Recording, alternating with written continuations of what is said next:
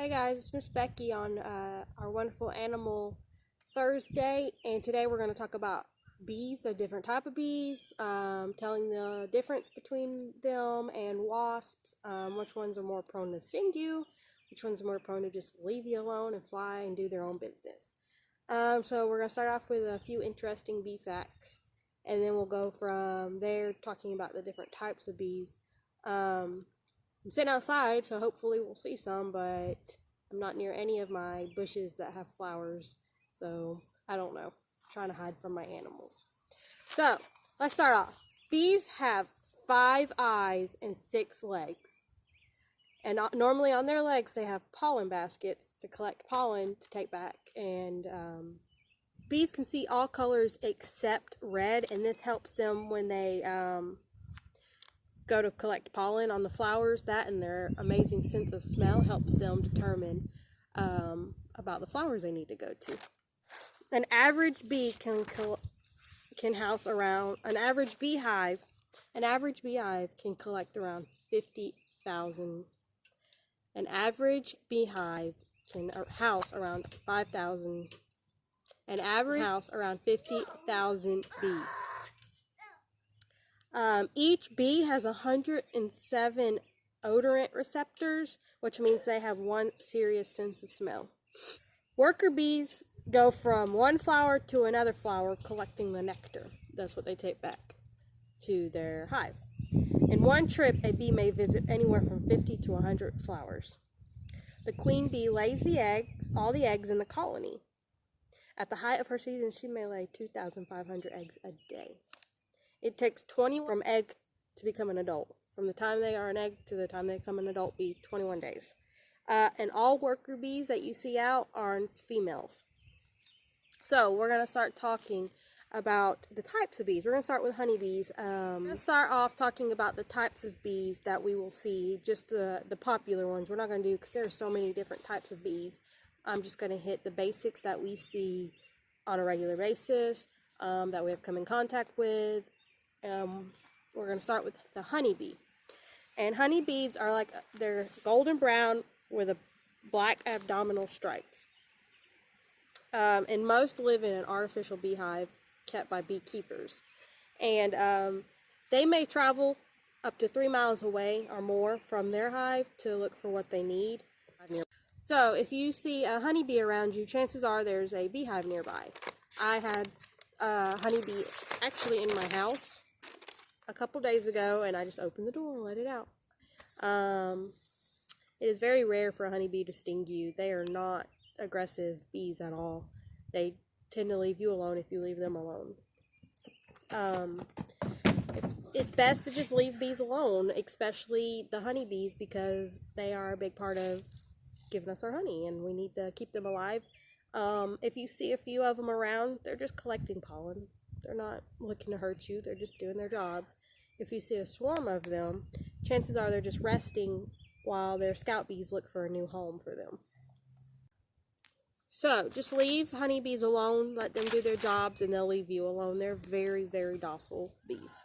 And we're going to talk about next is our bumblebees. And no, I don't mean Transformers. I mean the actual bumblebee, the living bee. They're a little larger than a honeybee. They have black bodies covered in dense yellow and black hair. And they're often confused with carpenter bees, but these bees are a lot smaller than a carpenter bee. And they have more hair on their abdomens, and carpenter bees do not have any hair on their abdomen. I know you're like, how would I know? I don't want to get that close to a bee to check them out, but when they're in the flower, just give them a look. As long as you don't touch them or hurt them, they're not going to touch or hurt you. The bumblebees you see out are also only females.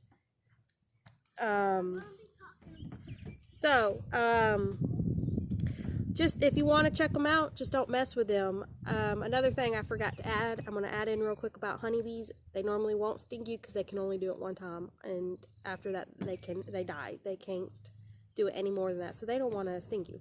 But back to our bumblebees, they get their name from the sound they make when they're inside the flower, because they're shuffling and getting the pollen and the nectar so fast they make a sound, so they get their name from the sound they make.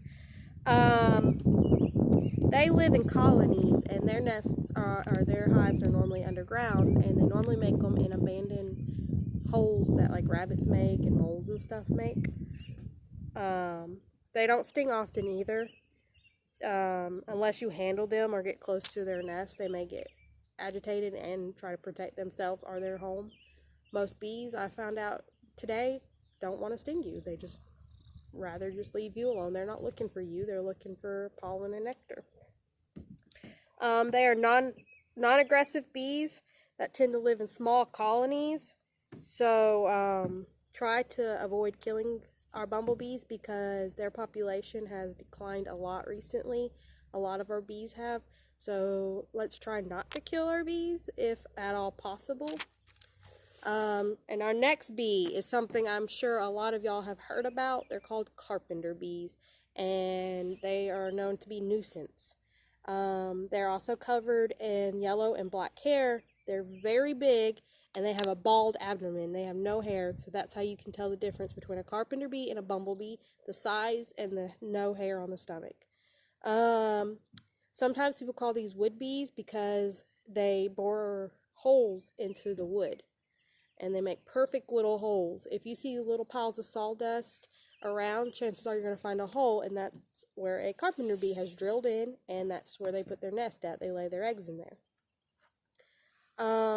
They also are known as the robbers of the bee world because they like to try to get nectar from flowers that are far too big to land on, and it ends up they're not very helpful in that because they don't really take the pollen. They kill the flower, they take the nectar, and they go about their way. They're known to take from there's a blueberry bee that we'll learn about next, that are small bees that land on blueberry plants, and carpenter bees normally will land and eat the hole in those flowers to get the nectar out, and then leaves the blueberry bee without anything. Chances are you've been out playing, walking outside, and a carpenter bee has come and flew right in front of your face and basically looked at you, and you're like, oh no, this bee's gonna attack me. He's not trying to attack you, he's just showing you this is his territory or her territory, and back up. Chances are they're not gonna sting you because of that. The females can sting you, but they rarely choose not to, and males cannot sting at all. If you want to protect your wood from these bees, paint or seal them to keep them from being able to drill into the wood and making nests there. And our next bee is called a mason bee. I don't know if I've ever seen one of these bees, but I was very curious to learn about these. They're small and they're very fast bees, and they are often in metallic colors including blue, dull green, and black. And they're most active in spring, so if we're going to see them, we're going to see them about now. They use mud to close up the cavities of their nests. And males can't sting, but females can, but they are docile and only sting if you handle them roughly or they get trapped in your clothing. Our next bee, I'm just going fast, guys, I know, I'm sorry, but there's a lot of bees, and I'm trying to hit the facts of the bees that are most common around here. So our blueberry bee I just talked about earlier around the carpenter bee, they are the size of a honeybee, but the color of a bumblebee. They're short and fat, basically. They get their names from their size and the fact that they love the blueberry bushes flowers. And they tend to only sting you if you're rough with them. So if you're gentle, if you see a bee and it lands on you and you're gentle with it and kind of just push it off gently, it shouldn't sting you. If you get rough, try to smack at it and stuff, it's probably going to sting you because it's scared. Alright, another bee that I personally have been stung by and I just don't care for are sweat bees. They're named because they are attracted to the sweat of humans. They range in color from black to metallic blue and green with copper and blue undertones. I seen bugs. They were just like the females can sting, but normally won't if you leave them alone. But I know they can get a little annoying, especially for y'all playing sports outside. But sweat bees they can be a little annoying when we're out playing around and stuff and sweating because they're going to be attracted to you. But just try to be gentle and hopefully they won't sting us. Now I want to talk about a certain kind of fly that we often mistake as a bee. They're called a hoverfly, and they look similar to a bee in appearance, but the way to tell them apart from a bee is the fact that they only have 2 wings because they're a fly instead of the 4 wings like a bee has. And their eyes, they're different than a bee's. They're more off to the side and more pronounced to see. So they are not bees. They may look similar in color, but they're not going to sting you. They do not have any stingers. They're just going to annoy you like most flies do. Now, while we're talking about bees, let's talk about the wasps, because sometimes we mistake some of the wasps to be bees and some of the bees to be wasps. So let's do a quick study about wasps. We're going to talk about the difference, and then I'm going to hit on some of the wasps that are in coloration similar to a bumblebee or a bee. So wasps have little hair, bright colors, and very long, narrow waists compared to bees. Bees are kind of short and stumpy, and then our wasps are more long and narrow.